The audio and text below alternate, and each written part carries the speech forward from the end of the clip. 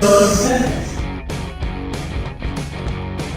bleed tonight if I am sad tonight.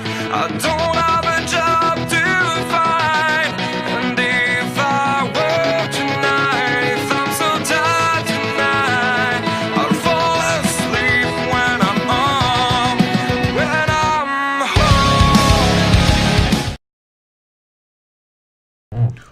Ladies and gentlemen, welcome to NXT The Game Season 2, Episode 86.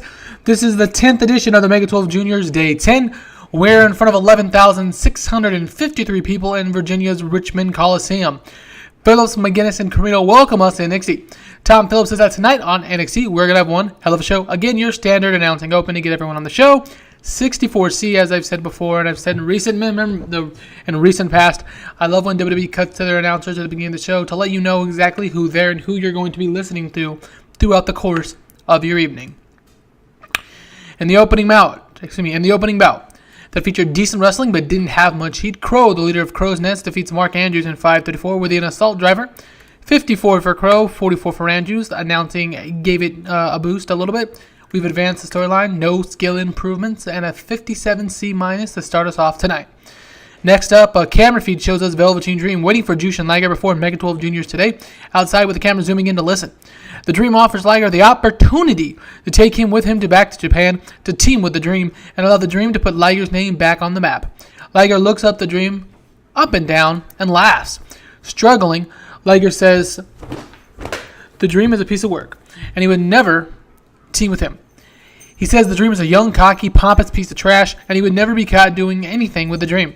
Liger walks away talking to himself before leaving the Dream fuming.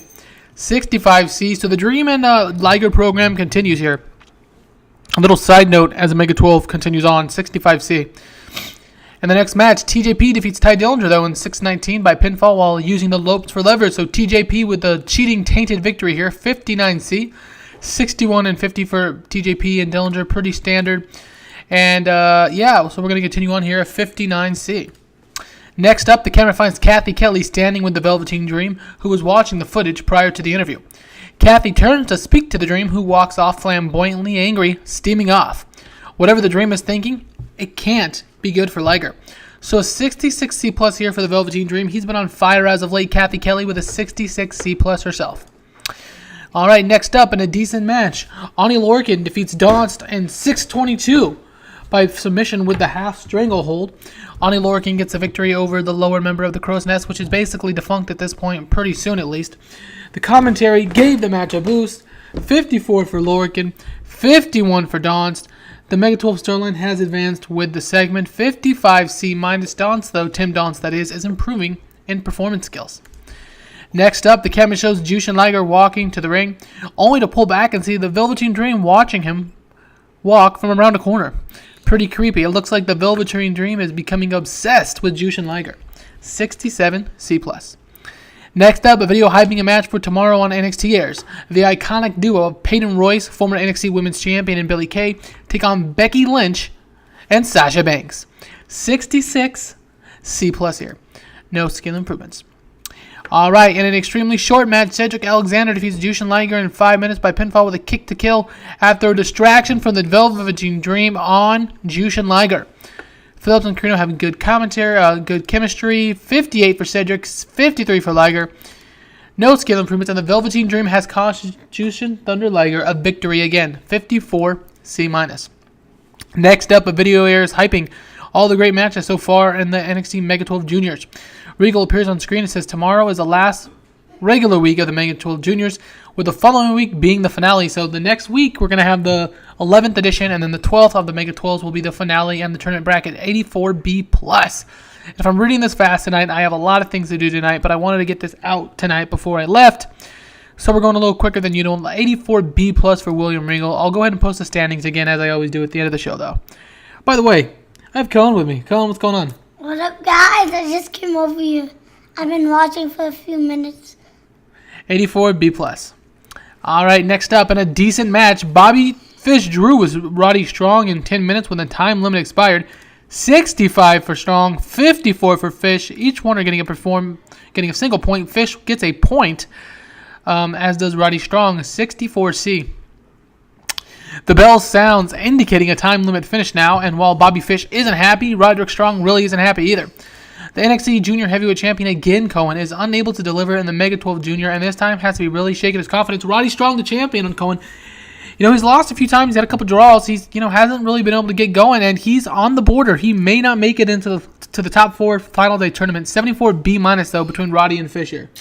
If he doesn't make the thing, he might be losing a little of his title-worthy competition because. Yeah, that's absolutely true. Losing.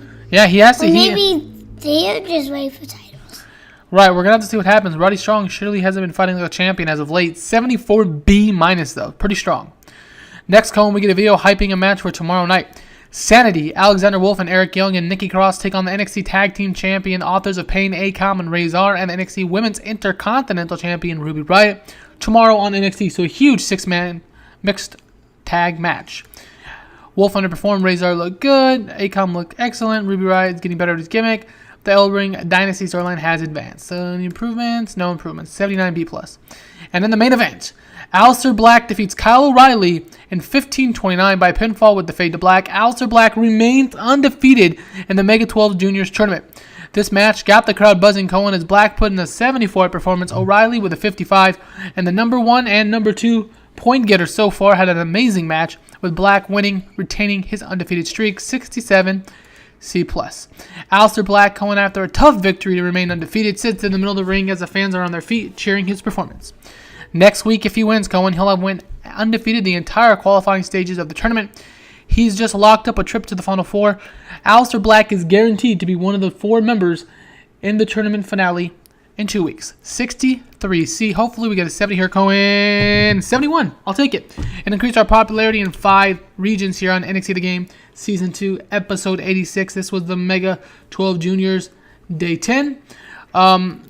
Everybody, thanks for watching. We'll be back tomorrow with another edition of NXT, and have a glorious day. rest of your day.